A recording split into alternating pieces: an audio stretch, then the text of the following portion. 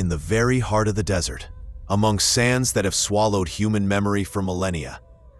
The Egyptian land occasionally unveils something more than history.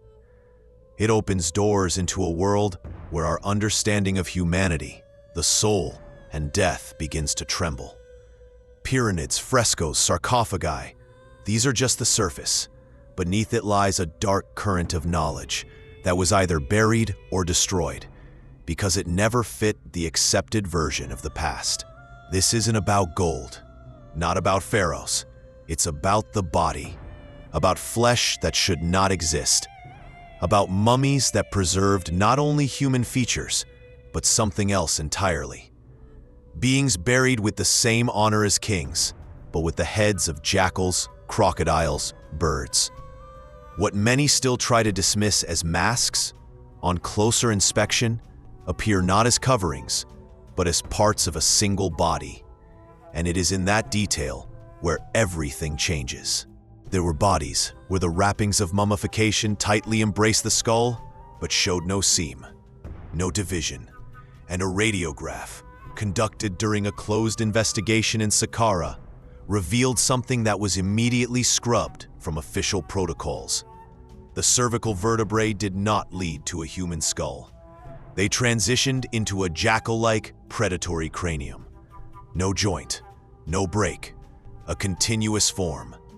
The image was never made public, and the mummy itself, according to a restorer who worked on site, was transferred to Cairo and never returned.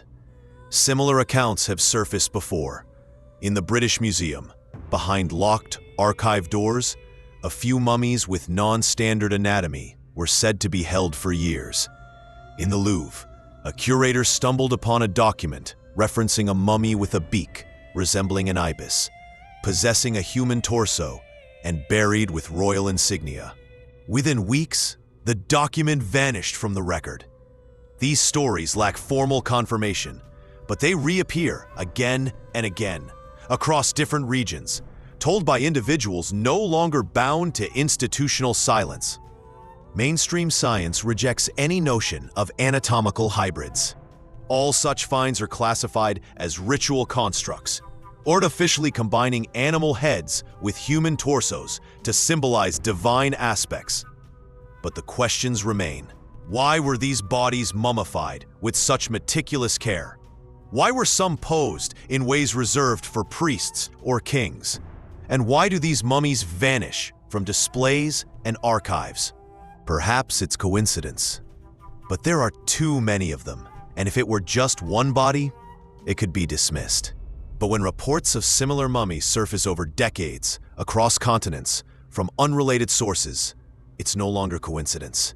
It's a pattern, a challenge to conventional history. In ancient Egyptian religion, gods bore the heads of animals: Anubis, the jackal; Thoth, the ibis; Sobek, the crocodile. But in temple walls and tombs, these beings are not shown as ethereal or metaphorical. They hold scepters, lead processions, judge souls. They walk among people, not above them, among them. What if these depictions are not symbols, but memories of real beings? What if they're not metaphors, but truths carved in stone? And what if the mummies with animal heads are not ornamental, not symbolic, but remnants of those very entities? The argument that it's just mythology grows weaker when we find preserved mummies whose anatomy matches these gods exactly. A human body, but jackal's head identical to the images in tombs. And that raises the question anew. Did Egypt preserve more than just its beliefs? Conspiracy theorists suggest these beings were the result of experiments.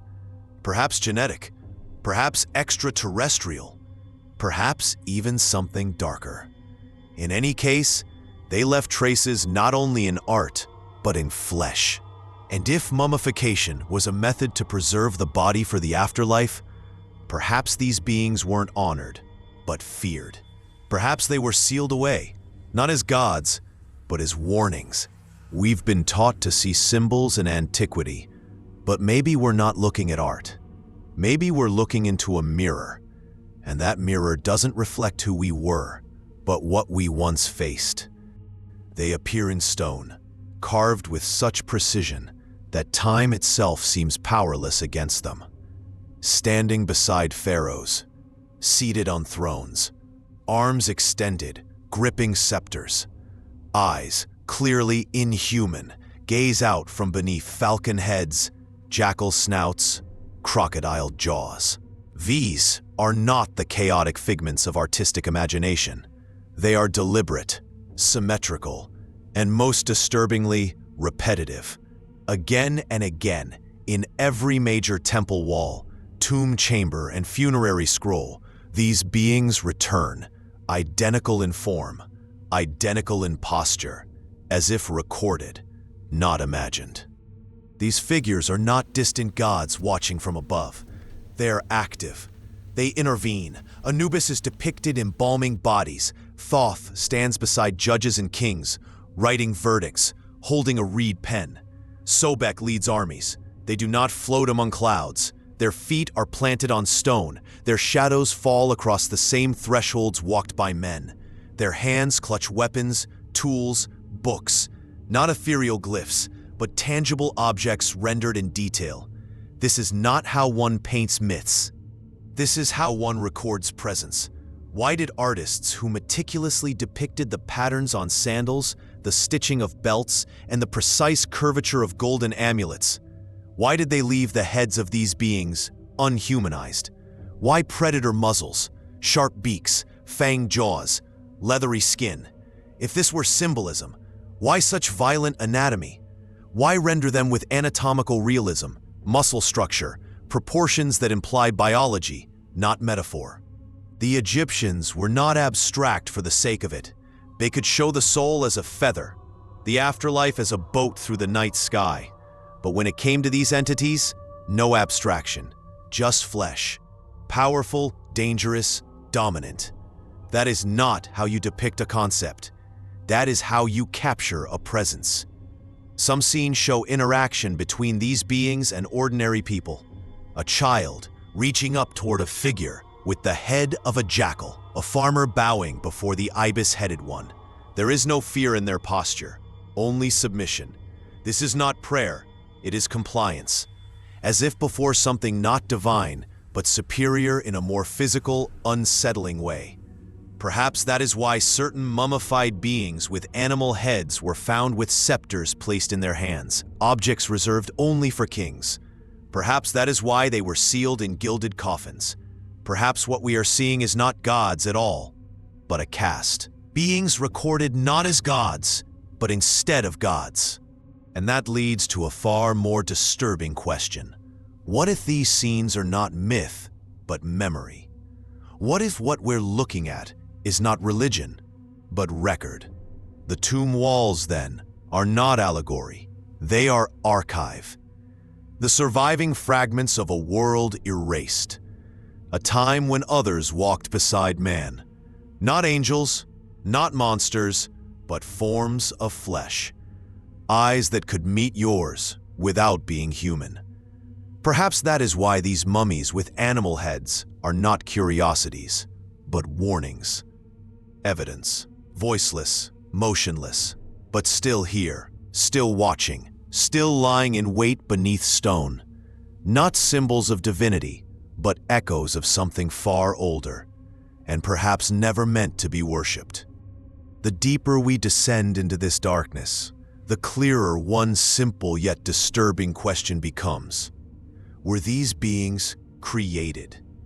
Not imagined, not deified, but deliberately made, designed, calculated through a process we would now call genetic modification. It might sound like science fiction, but when we speak not of fantasy, but of mummies, frescoes, and burials, the idea becomes far less fanciful and far more unsettling. Egypt has always seemed like a reality unto itself.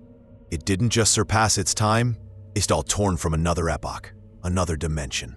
The perfect symmetry of the pyramids, advanced knowledge of stars, anatomy, and energy. None of it seems possible without instruments. Perhaps they weren't the first.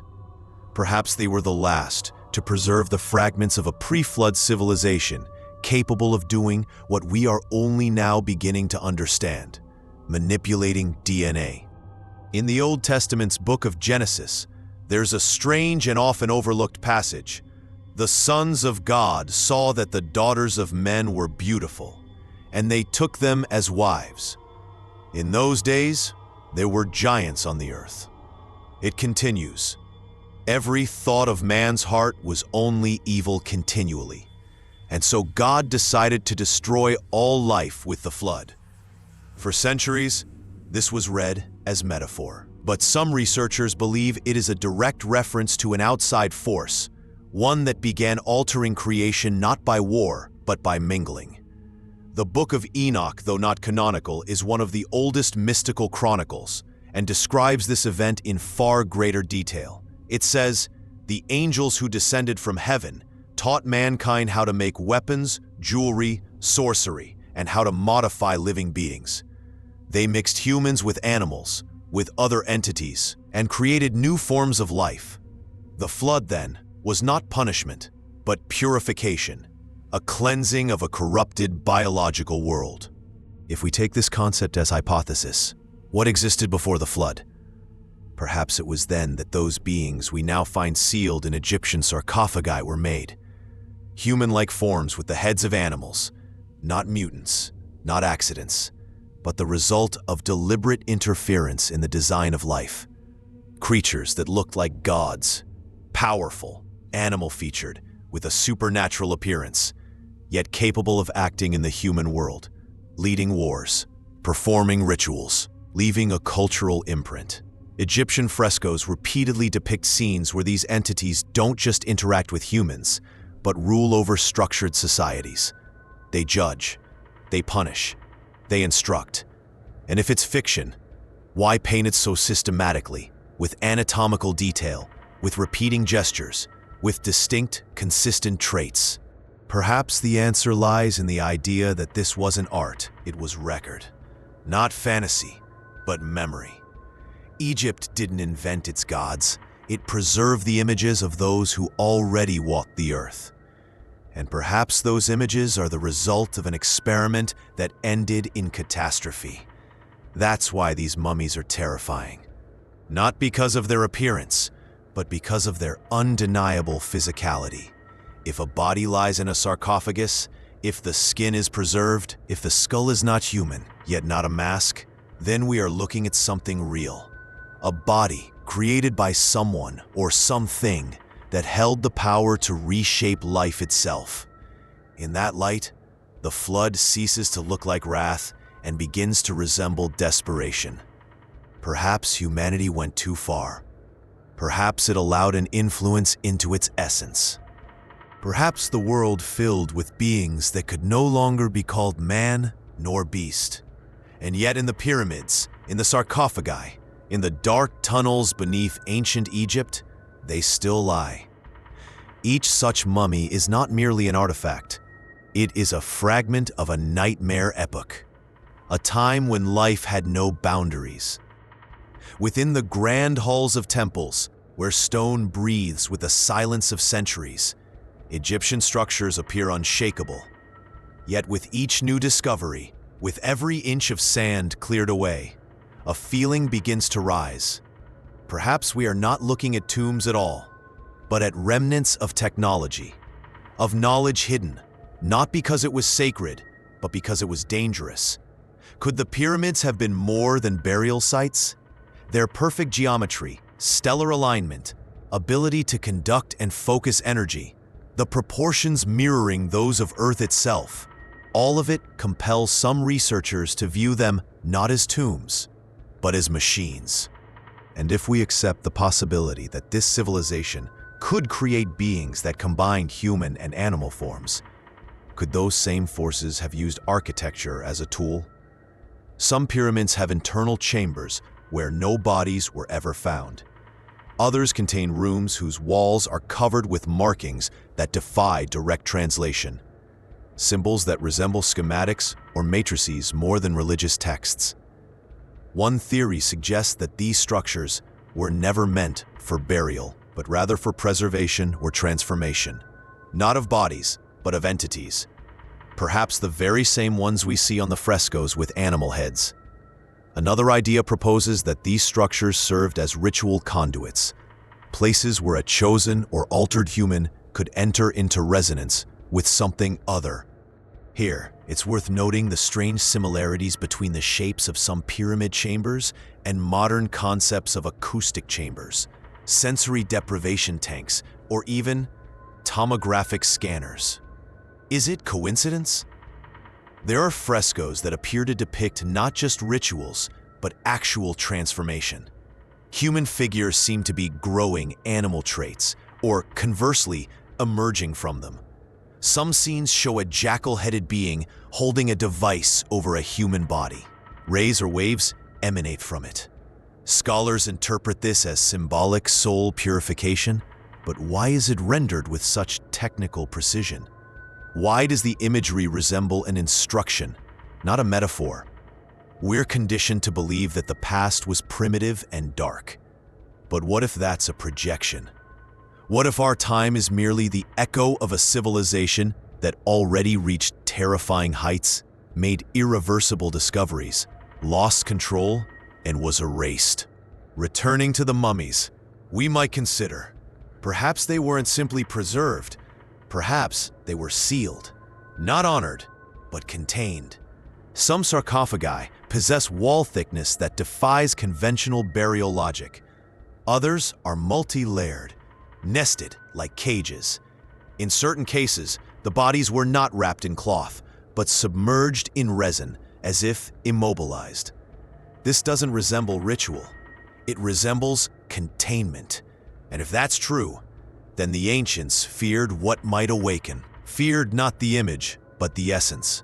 An essence they themselves had once helped create. One that might possess knowledge, but not conscience. Power without mercy. And it was in temples, in pyramids, in these stone chambers they tried to isolate it. So perhaps the great Egyptian structures are not monuments. They are prisons. And we no longer hold the keys. But the mummies are still there. And perhaps they are not dead, only sleeping. Perhaps our greatest mistake isn't in looking for gods among the stars, but in failing to recognize their traces beneath our feet. For too long, humanity has believed that technology only comes after. Yet there are countless signs suggesting that certain technologies, certain forms of knowledge and influence, may have existed before. And what we now call gods, demonic entities, or extraterrestrial intelligence might all be different names for the same force, one that once altered the course of history, a force that may have created the beings with animal heads. In ancient texts across many civilizations, a disturbing pattern emerges. The gods descended from the sky. They weren't born among humans, they arrived. In Sumerian myth, they were the Anunnaki. In Egypt, the Neteru. In Christian apocrypha, the fallen angels. Across different cultures, they shared a common trait. They did not merely instruct, they interfered. They bestowed knowledge, after which humanity was never the same. They brought metallurgy, alchemy, sorcery, and the ability to reshape flesh. The biblical tale of the flood is only the surface. In texts excluded from the canon, but known to ancient mystics, it is said that the sons of God not only took women as wives, but taught mankind to mold forms, to seal spirits, to breathe life into the artificial. It reads like alchemy, yet too closely resembles modern genetic manipulation. And now, the mummies with jackal, ibis, or crocodile heads. Could they be the result of knowledge not born on this earth? Theories linking Egypt with extraterrestrial civilizations are not new. Once ridiculed, today even respected physicists admit, constructing pyramids with such precision, without the wheel, steel tools, or modern surveying equipment, defies logic, as does their knowledge of celestial cycles that complete once every 26,000 years. The Egyptians didn't just guess. They recorded things only 21st century scientists have confirmed. But what if knowledge was only part of it? What if the gods didn't just deliver instructions? What if they remained? What if some took form, not metaphorically, but literally? Created bodies to walk among humans. Perhaps the beings with animal heads were those forms. Perhaps they weren't the product of Egyptian religion. Perhaps religion followed their appearance as a way to explain what could not be forgotten. It is known that each animal-headed deity had specific roles. Anubis guided souls. Thoth guarded knowledge. Sobek was a warrior and water-bringer. These aren't just symbolic attributes, they're functions. If an intelligence from elsewhere wished to infiltrate human civilization, it would choose a body perceived as divine, a form that evokes reverence, fear, obedience, a form not to be questioned, but obeyed. In folklore from outside Egypt, we find mentions of dual-souled beings, mixed flesh, those who came at night, vanished by day, and never aged. The Egyptian Book of the Dead contains passages where animal-headed beings speak not as metaphors, but as subjects, with will, voice, and intent. These are not symbols, they are characters. Perhaps remnants of those who descended and shaped their own avatars. And so we arrive at a darker theory. What if these beings were not benevolent? What if their arrival was not a gift, but an infection?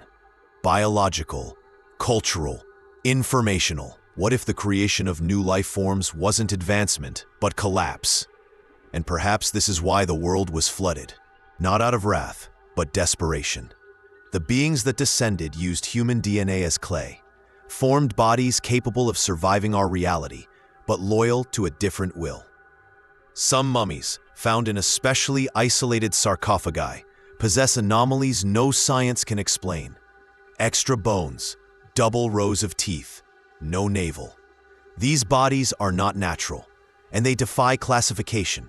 Except for one, they are not ours. They are alien, and perhaps they are the ones we now depict as gods.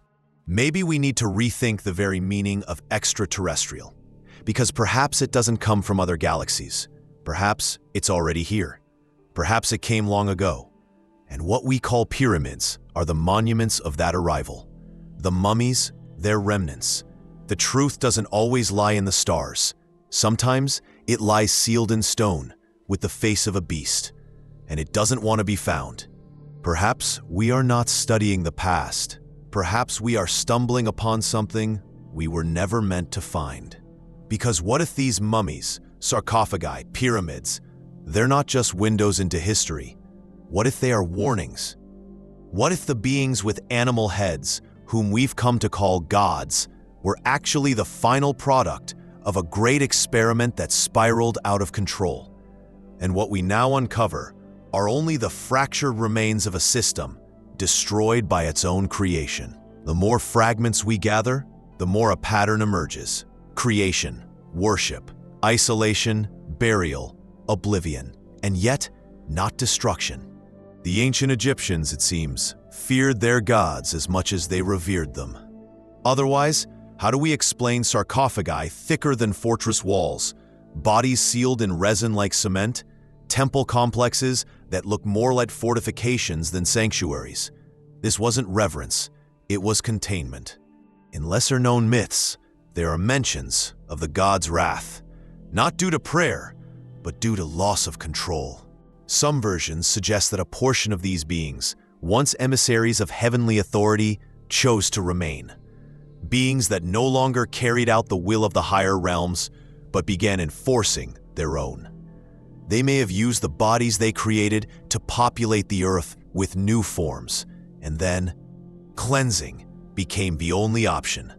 The flood wasn't the end. It was a reset.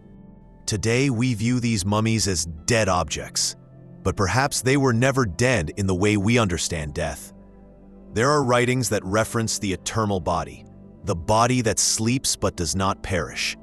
And based on that, many esoteric traditions speak of sleeping gods, beings who were not destroyed but subdued, sealed in sarcophagi, within multi-layered halls, behind 5 doors beneath tons of stone, because they could not be killed, only contained. And now, in the 21st century, we're bringing them back into the light, extracting mummies, scanning them, dissecting them, opening sarcophagi, displaying them in museums, under spotlights, photographing them, and yet failing to understand what it is we're actually holding. We are not just unboxing history.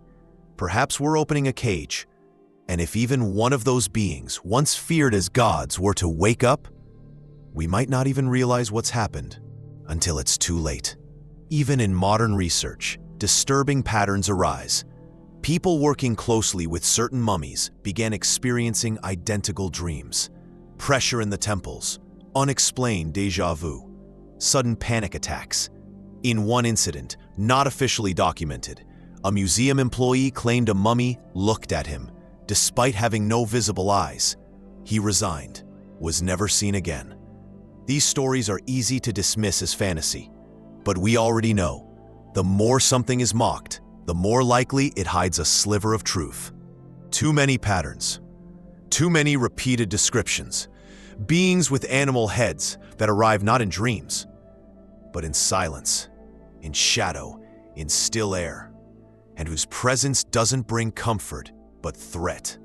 Perhaps that's why this subject remains taboo, why anomalous mummies quickly vanish from public view, why no open genetic testing is ever published. Because the answer might change everything, not just our past, but our understanding of who shares this planet with us. Truths aren't always hidden.